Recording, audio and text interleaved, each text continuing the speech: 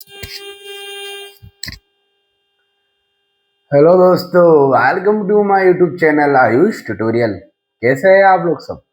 उम्मीद करता हूँ सारे बच्चे अच्छे होंगे, मस्त होंगे, स्वस्थ होंगे। आज के इस वीडियो में हम ग्रेविटेशन चैप्टर, जो कि हमारा नया चैप्टर है, उसको हम स्टार्ट करने वाले हैं। मतलब कुल मिला के हमारे प्रीवियस बुक के अकॉर्डिंग हमारे 7 चैप्टर्स कंप्लीट हो चुके हैं और न्यू बुक के अकॉर्डिंग 6 चैप्टर्स कंप्लीट हो चुके हैं। तो न्यू बुक के अकॉर्डिंग हमारा 7th चैप्टर रहेगा और प्रीवियस बुक के हिसाब से हमारा 8th चैप्टर रहेगा।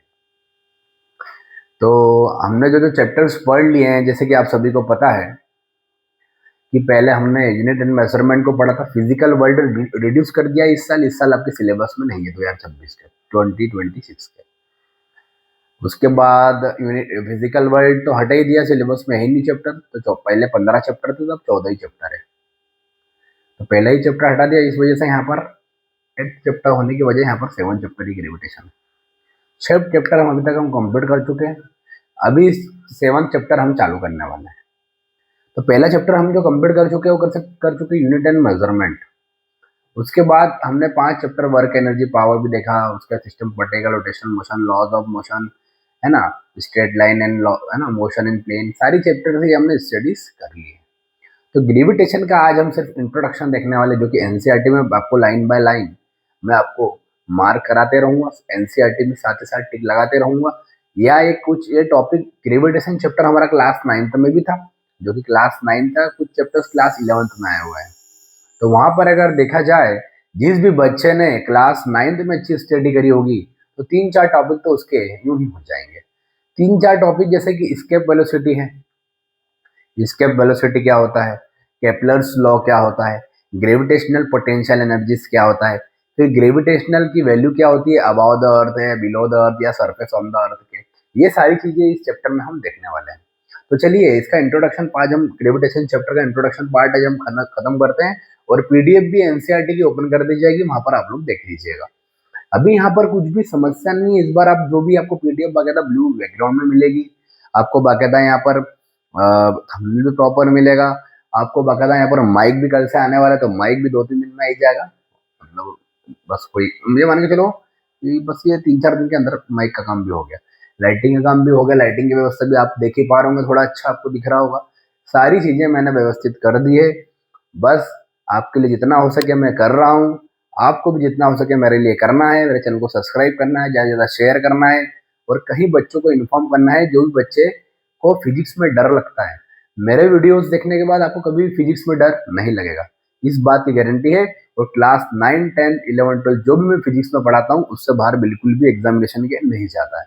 अब जैसे 33 क्वेश्चन आते हैं, 33 में से 30 क्वेश्चन ऐसे कैसे एक्यूरेट जो मैं पढ़ाता हूँ उसे बैठ जाते हैं।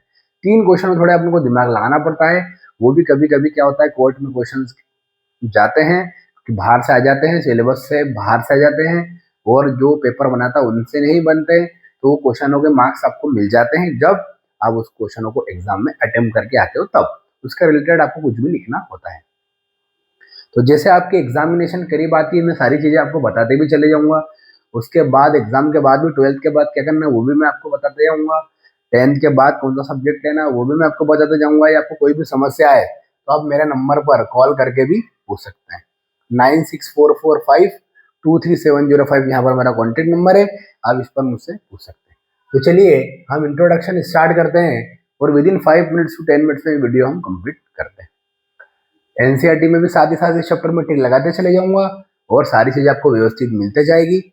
बस आपको डेली जो भी पढ़ा रहा हूँ उसको 10 से 15 मिनट पढ़ना है, जो भी पढ़ाऊंगा उसको 10 से 15 मिनट आपको खुद भी पढ़ना पड़ेगा। जब तक आप पढ़ोगे नहीं काम नहीं होगा। कोई भी टीचर पढ़ाए, जैसे टीचर किसी से भी पढ़ा, सुबह से पढ़ो, मॉर्निंग में पढ़ो या इवनिंग में पढ़ो, दो ही समय बेस्ट रहता है। दोपहर में तो बच्चे आधे आलसी, है ना, तो 2 समय बेस्ट है, उस पर आप लोग कमांड अपना करें।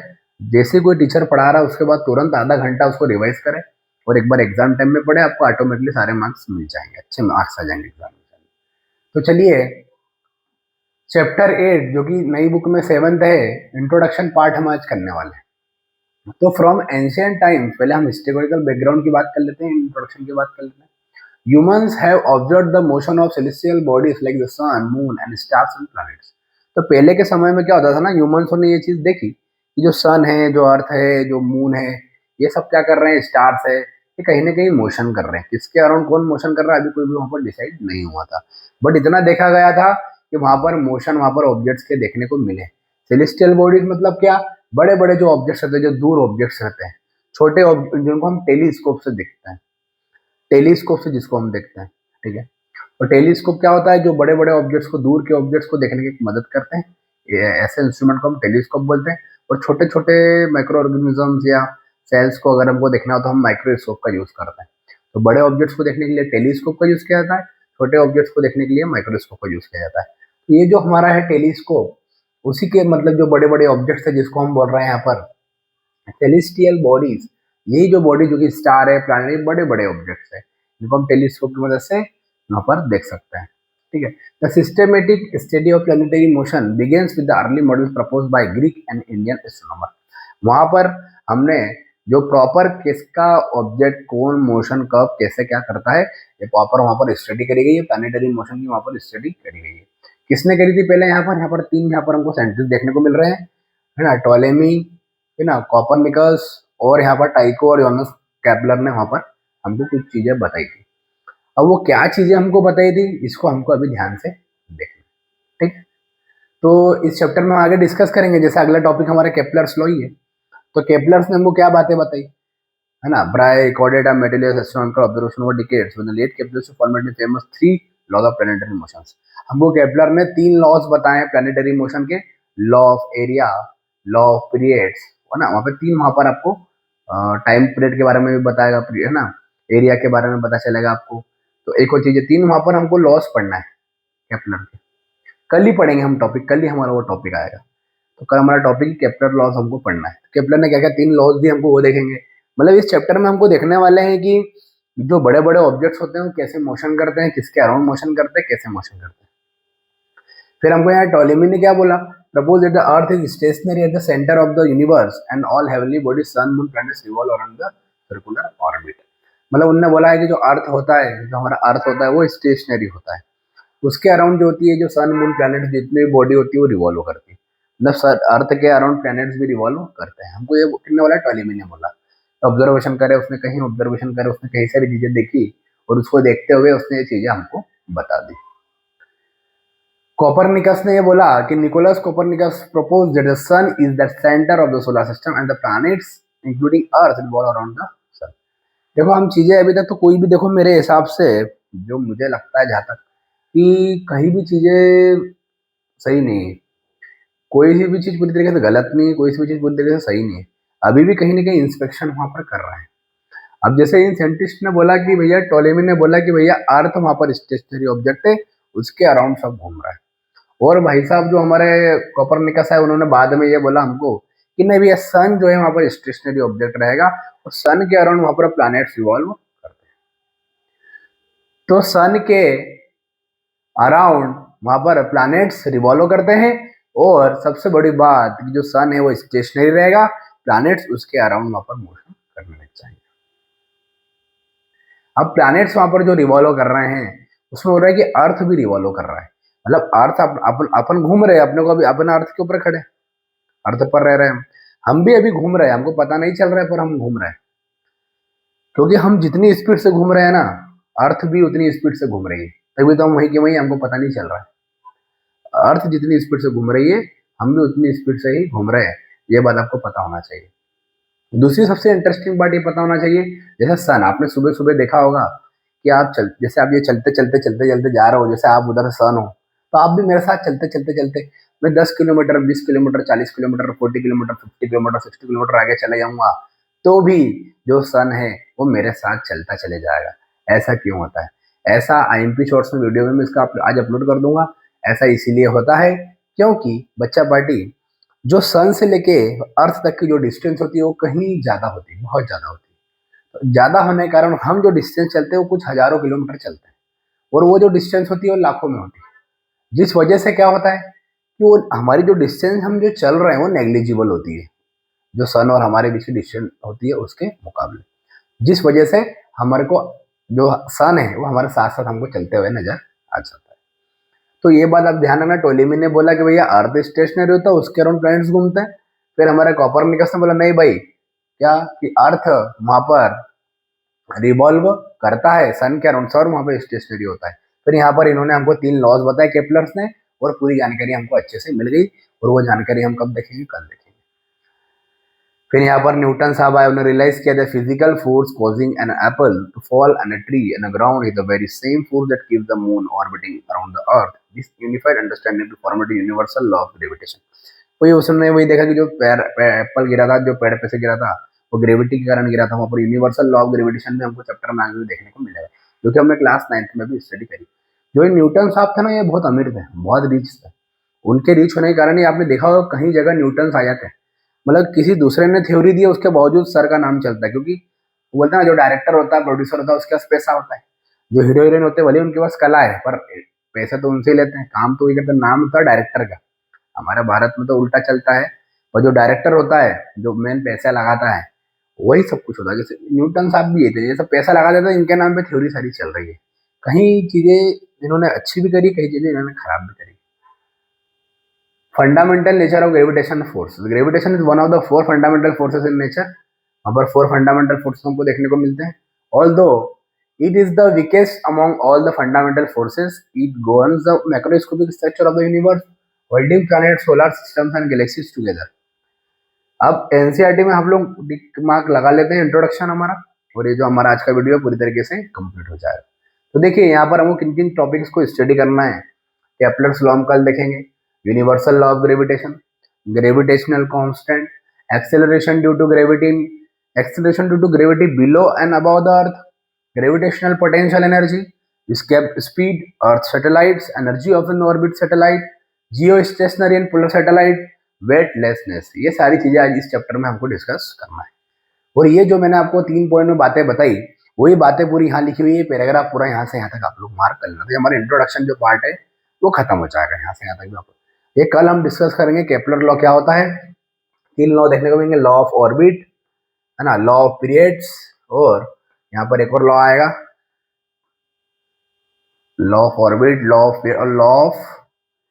लॉ ऑफ कौन सा लॉ था भैया, मेरे भी ध्यान से मिस हो गया। सरल है, law of periods, law of area, जितना एरिया है बनता उतना है, law of area, law of orbits, law of periods, law of area और लॉ ऑफ ऑर्बिट्स, ये कल हम देखेंगे।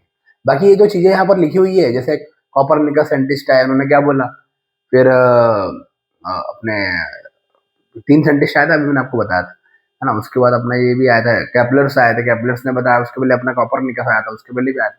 तो इन तीनों साइंटिस्ट ने जो जो उनको बताया वही चीजें यहाँ पर लिखी हुई है ना। तो ये चीजें आप लोग यहाँ से स्क्रीनशॉट जो मैंने आपको पीडीएफ दी है, या अपने नोट्स जो बने हुए इसमें से आप लोग लिख सकते हो। ये देखो, साइंटिस्ट के नाम तो हम भी भूल जाते हैं, बट ये बात याद रखना है, कई सारे साइंटिस्ट है, कहीं कहीं साइंटिस्टों के नाम हमको याद रह जाते हैं। तो जैसे टोलेमी है, कॉपरनिकस है, यहाँ पर केपलर्स, केपलर्स के नियम याद रह गए हमको, केपलर्स के नियम हमको दिए, लॉज दिए, तो ये आप लोग को याद रह गए केपलर्स। बट ये मैं तो इनके नाम मेरे से भी दिमाग से निकल जाते। टोलेमी है, अब टोलेमी ने बताया कि अर्थ स्टेशनरी होता है, ऐसा होता ही नहीं कभी, इसलिए उनको याद भी नहीं किया जाता, कभी गलत बात बोली थी उन्होंने। और यहाँ पर जो हमारा कॉपरनिकस है, कॉपरनिकस ने, निकोलस कॉपरनिकस ने बोला सन स्टेशनरी था, तो ये भाई सही है, पर इनका नाम थोड़ा कॉपरनिकस है, थोड़ा नाम करने में, याद रखने में दिक्कत आती है, फिर इसी वजह से इनका नाम नहीं याद आता। न्यूटन, न्यूटन का नाम तो सबको याद है। जबकि आप लोग देखो कि जो निकोलस टेस्ला है, जिनके बारे में बहुत कम लोगों को पता है, निकोलस टेस्ला का सबसे ज्यादा आईक्यू चलता था साइंटिस्टों में, ब्रेन, जिनका जो आईक्यू होता है ना, वो आईक्यू सबसे ज्यादा निकोलस टेस्ला का चलता था। शायद मैं भूल रहा हूँ कितना होता है, 200 के समथिंग चलता था। इतना किसी का नहीं चलता पूरे ऑल ओवर अपने इंडिया में, जो वर्ल्ड में साइंटिस्ट के कंपेयर करें, बहुत दिमाग चलता था, बहुत आईक्यू चलता था। बाकी से न्यूटन का तो उससे कम चलता था दिमाग, उसके बावजूद फेमस ज्यादा है, पैसे वाली बात है, हिसाब से होता है। इसलिए मैं आप लोगों को बोलता हूँ कि 1 साल 2 साल मेहनत कर ले, अपनी मंजिल तक पहुंच जाए, पढ़ाई अच्छी करे। एकमात्र रास्ता आपके पास की पढ़ाई करके सिलेक्शन देकर ही आप अपनी मंजिल तक पहुंच सकते हो, उसके अलावा कोई रास्ता नहीं है, और सोचने से भी कोई मतलब नहीं। इसलिए अगर आपको मेरा वीडियो अच्छा लगा है तो आप मेरे चैनल को लाइक करें, मेरे चैनल को सब्सक्राइब करें, ज़्यादा से ज़्यादा शेयर करें, और बच्चों को बताएं कि भैया नया चैप्टर स्टार्ट हो गया है। क्लास 11th का जो हमारा 8वां चैप्टर है पुरानी बुक के हिसाब से, नई बुक के हिसाब से 7 चैप्टर है, तो हमारा चैप्टर स्टार्ट हो गया है। कहीं दिनों के अंदर, मतलब 4 5 6 7 दिन के अंदर, एक हफ्ते के अंदर ये चैप्टर हमारा कंप्लीट हो जाएगा।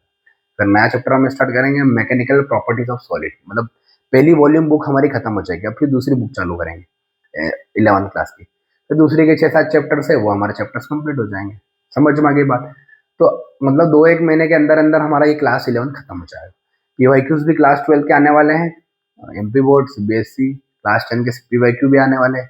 उसके बाद फिर क्लास 12 हम स्टार्ट करेंगे, क्योंकि क्लास 12 का सिलेबस तो एनसीईआरटी आप लोग अच्छे से पढ़ लीजिए। जो पीवाईक्यू एनसीईआरटी पढ़ना है सिर्फ पूरी तरीके से, मैं धीरे धीरे अपलोड करूंगा। एक भाई मैं तो एक ही हूँ ना, धीरे धीरे चीज़ों को अपलोड कर पाऊंगा, एकदम से तो नहीं कर पाऊंगा, क्योंकि वीडियो बनाने में, अपलोड करने में, हर एडिटिंग में, हर चीज़ में समय लगता है। तो मैं यही बोलना चाहूँगा कि क्लास 12 का सीबीएसई एमपी बोर्ड, क्लास 10 का सीबीएसई, सारे वीडियोस आपके सामने आने लगे। पीवाईक्यू आएंगे क्लास 12 में और क्लास 10 में, जो मैं आपको पीवाईक्यू दूंगा 5-6 पेपर्स, खाली वही आपको करना है। और अपने एनसीईआरटी अच्छे से लगा लो, आपके पूरे नंबर आ जाएंगे, ये मेरी गारंटी है। समझ में आ गई बात? सारे टॉपर्स के पेपर भी हम फॉलो करेंगे, किस तरीके से वो एग्जाम में पेपर देते हैं, अटेम्प्ट करते हैं, क्वेश्चन सॉल्व करते हैं। तो मिलेंगे हमारे अगले वीडियो में। कल हम पढ़ेंगे केपलर्स लॉ, तो कोई भी वीडियो मिस ना करें। और अगर वीडियो आपको अच्छा लगा है तो लाइक करें, कमेंट करें, सब्सक्राइब करें और शेयर करें। और जो पढ़ा है उसको पढ़ना ना भूलें। 3 चीजें पढ़ी है, कॉपरनिकस, टॉलेमी और केपलर्स।